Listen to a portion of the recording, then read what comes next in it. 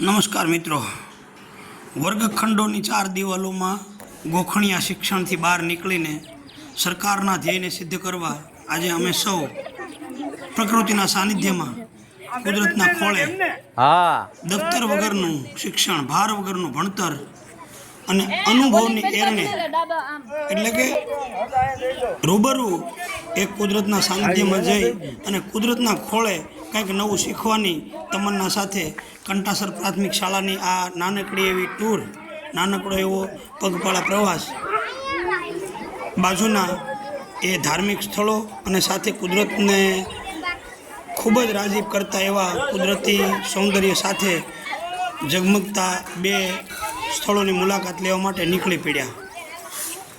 તમામ સાથી શિક્ષકો અને સાથે બાલવાટિકાથી ધોરણ 1ના બાળકો એ પગપાળા આપ જોઈ રહ્યા છો, ધીમે ધીમે શાળામાંથી એ પ્રયાણ કરી રહ્યા છીએ.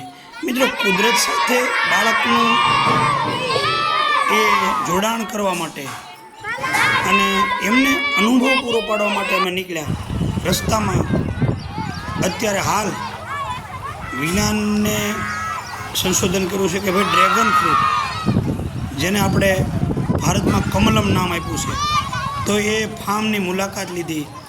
નવું ફાર્મ બનાવેલું એ ભાઈની મુલાકાત લઈ અને મેં બાજુના સરસ મજાના કુદરતને એક જોરદાર સજાવટ સાથે મા ભગવતી બલાડમાના મંદિરે દર્શન કરવા માટે અમારી ટુકડી આવી પહોંચી.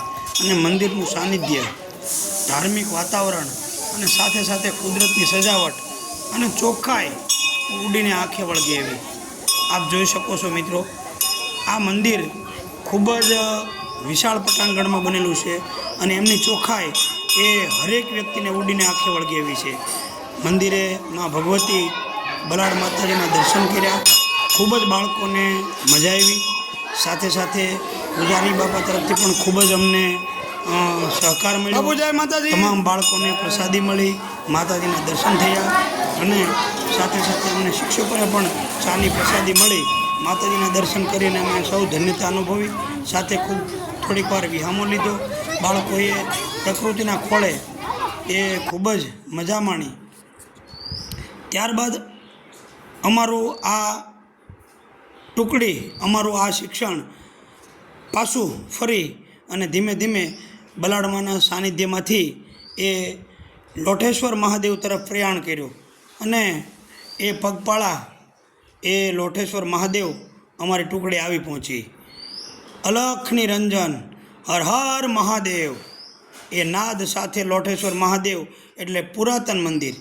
અને ત્યાં મંદિરના મહંત એટલે હરિગીરી બાપુ, અને હરિગીરી બાપુના એ પ્રયત્નોથી આજે આ જીર્ણોદ્ધાર થયેલું લોઠેશ્વર મહાદેવ આપ સૌ જોઈ રહ્યા છો, જ્યાં 12 જ્યોતિર્લિંગ ચિત્ર સ્વરૂપે આપ નિહાળી શકો છો. સાથે સાથે મોહમ્મદ ગઝનવી વખતનું એ ઐતિહાસિક પુરાતન મંદિર એટલે લોઠેશ્વર મહાદેવ. એવું કહેવાય છે કે ખુદ ગઝનવી કહીને ગયેલો કે એ તો સાલા લોઠા હે, અને એના ઉપરથી નામ પડેલું લોઠેશ્વર મહાદેવ. અને એ લોઠેશ્વર મહાદેવના સાનિધ્યમાં બાળકોએ દર્શન કર્યા બાદ ખૂબ જ સરસ મજાનો નાસ્તો, સમોસા અને ચટણી, ભરપેટ નાસ્તો તો ન કહી શકું પણ ભરપેટ ભોજન કરાવ્યું. અને સાથે સાથે મધ્યાહન ભોજનના દાતા એવા નિલેશભાઈ તરફથી આ તમામ બાળકોને સમોસા ખવડાવવામાં આવ્યા. આ તકે એક વટેમાર્ગુ અમારી સાથે વટેમાર્ગુ મળ્યા અને ફેરિયાનો ધંધો કરે છે અને બાળકોને બધાને ચોકલેટ આપી. આભાર. ભાઈ 200 બાળકો છે. હવે એ ભાઈ ફેરિયાનો ધંધો કરતા હતા અને એ ભાઈએ કીધું કે આ બધી જ ચોકલેટો તમામ બાળકોને મારા તરફથી ખવડાવી દેજો. મિત્રો, માનવતા દુનિયામાં છે એનું પણ આ એક ઉદાહરણ છે. આભાર.